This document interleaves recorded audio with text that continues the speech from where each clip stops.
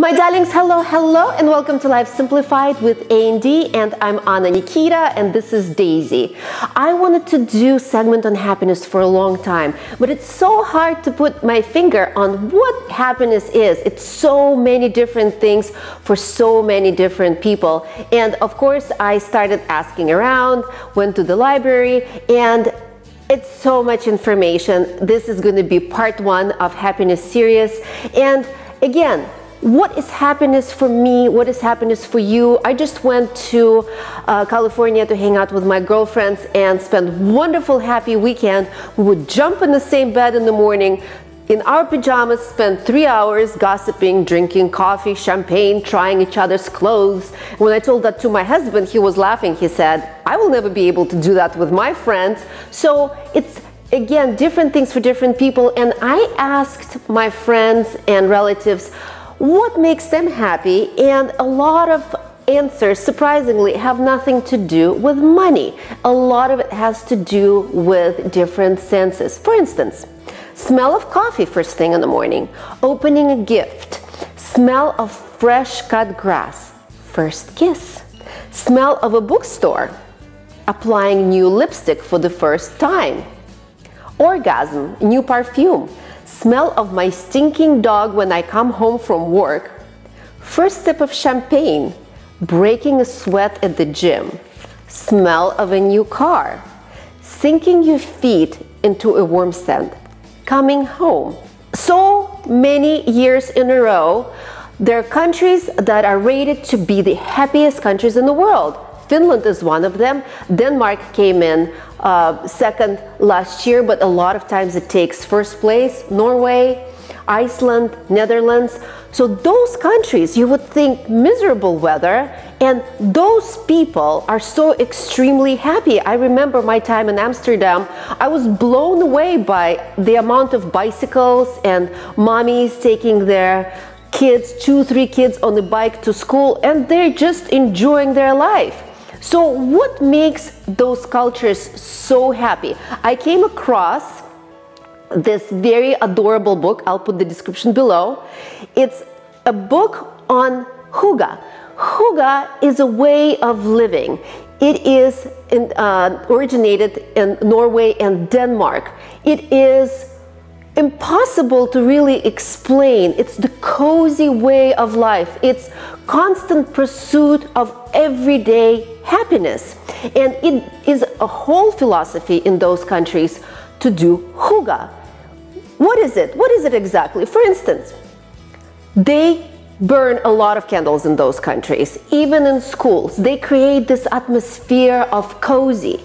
It is important for them to have pillows and blankets and comfort food and hang out with their friends. So HYGGE, it is something that they cherish, they treasure, they feel it, they understand it. So if you have your family time, turn off your electronics, less Googling, more HYGGEing, and that makes these people extremely centered and happy in their everyday life.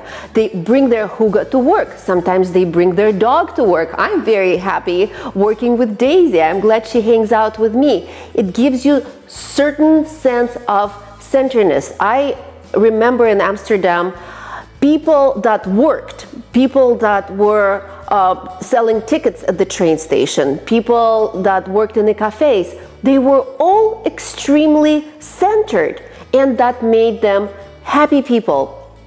So let's talk more about lifestyle of HYGGE.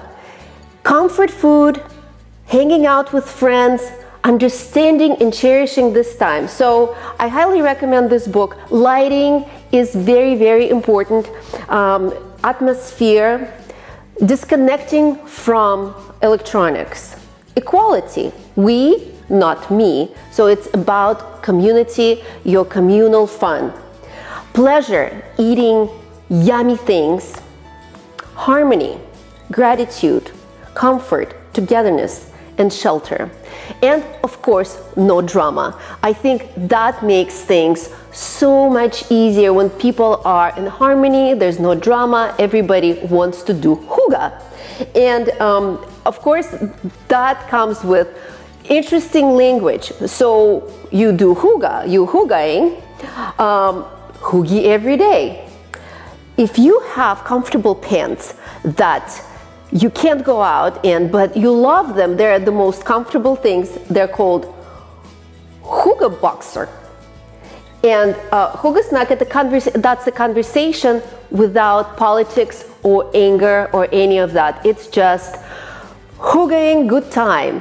And I highly recommend to try that. And you know, we all do that. We spend weekends just watching our kids play ball, drinking coffee together, taking our time. So realizing that we're actually in a state of bliss, I guess, could be universal, little recipe for universal happiness. There are, of course, cultures like Papua New Guinea. People are very, very happy. Their secret to happiness is thinking about death 5 minutes a day. And I guess, of course, it puts things in the perspective. You appreciate the fact that you're alive. You think about those who are gone, what kind of life they've had, what input they made on the world, on your life. And of course, that puts your own existence in the perspective. That reminds us of how beautiful life is, how much we have enjoyed each other. And I would like to remind you once more, less Googling, more hyggeing, and come and see me here again with Daisy. Kisi, kisi, bye.